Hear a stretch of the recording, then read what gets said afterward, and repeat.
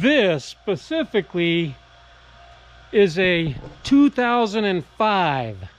That's 2005 Arctic Cat 650 V2. And I just got back from a full day of riding. And I want to throw up this video really quickly because in order for me to get that full day of riding in at great expense and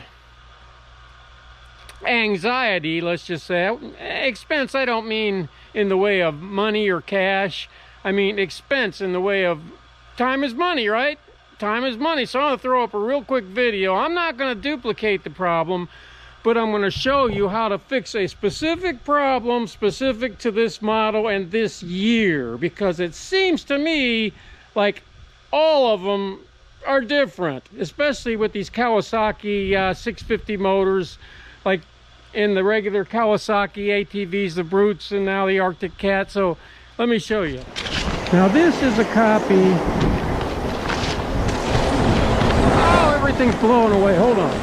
It's really windy, so I had to chase down my paperwork. But this is a copy of the owner's manual for this machine, 2005 Arctic Cat. Like I said, and this is not a belt failure clearing light. This was the 100-hour belt inspection mode clearing light. That's the little red light on your dash right here next to the neutral.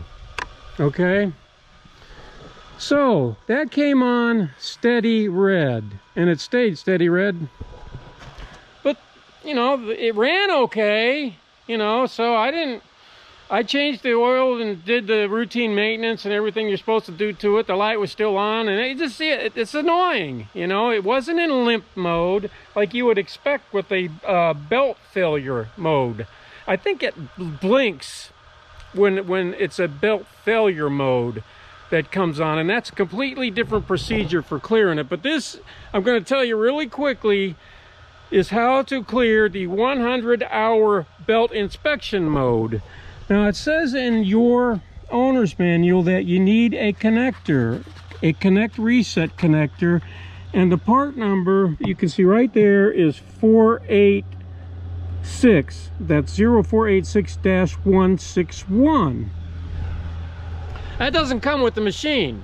It kind of leads you to believe that it's like there. It leads you to believe like it's there, but they don't show you any location where this reconnector pin is located, because it ain't there. At least it wasn't on mine. But they want you to take this part and they want you to connect it into a 4-pin connector. They want you to unhook a 4-pin connector and hook that reset part number that I just showed you into that. I'll show you real quickly. But they don't tell you where that's located, and apparently they're located on different places on different machines and even different years. So yeah, it's true. So this is wherein lies the problem. They say this is part number 486-161, but it really isn't, because that doesn't exist. Even if you look at the Arctic Cat website in you know, these types of general maintenance requirements, it's not there. The part number isn't there, and that's because the part number changed. And the part number changed to 046 or 0486-174. So yeah, that's the new part number, and it's called a harness, a reset harness, and that's part number 0486-174, not 161. And here's the procedure, and it works to the letter, and you can read it and freeze it or whatever, but you turn the ignition switch off, and then you disconnect the 4-pin connector. Okay, and it's located in different places on different machines. On the 2005 Arctic Cat,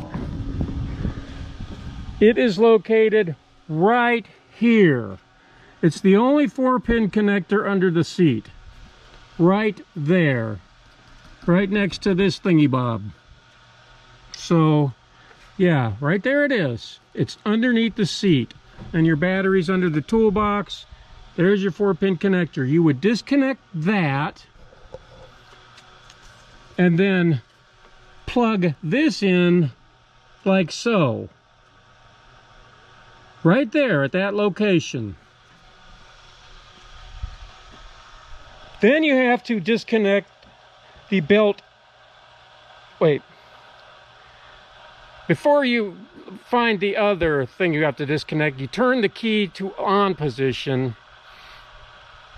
And you should have a fast blinking light from a steady blinking light on belt. It should start blinking fast. Okay?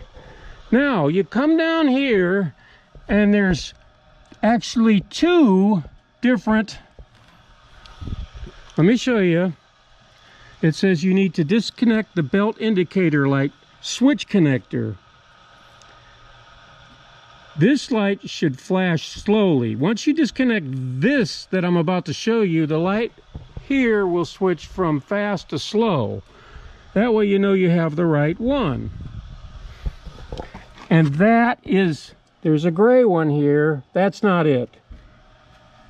This one is closest to the belt, hence belt indicator light, switch, or whatever. It's black, and that is where it's located, right closest to the engine. And it's right there, it's black. You just disconnect that, and then it will start to blink slower. Now, all of this worked for me, like a champ, like a charm. So then what you do is you turn the ignition off. You simply just turn the ignition off and then plug your 4-pin connector under the seat back in. Plug the black, at least it's black on mine, the 2-prong connector with the 2 wires closest to the engine. Plug that back in. Turn your key on, and your belt light goes off. Hence, problem fixed. It worked for me like a charm, first time.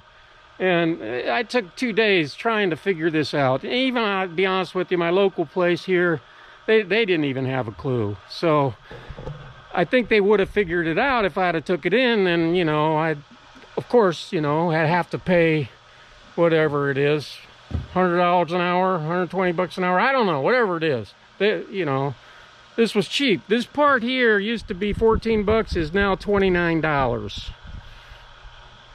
But hey, you know what? That's money in the bank for me.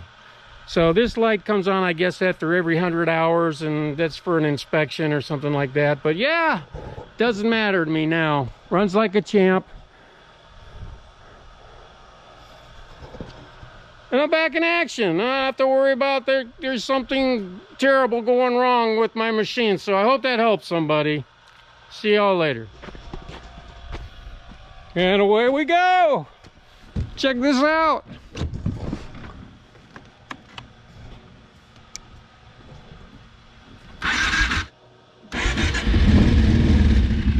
Look at that.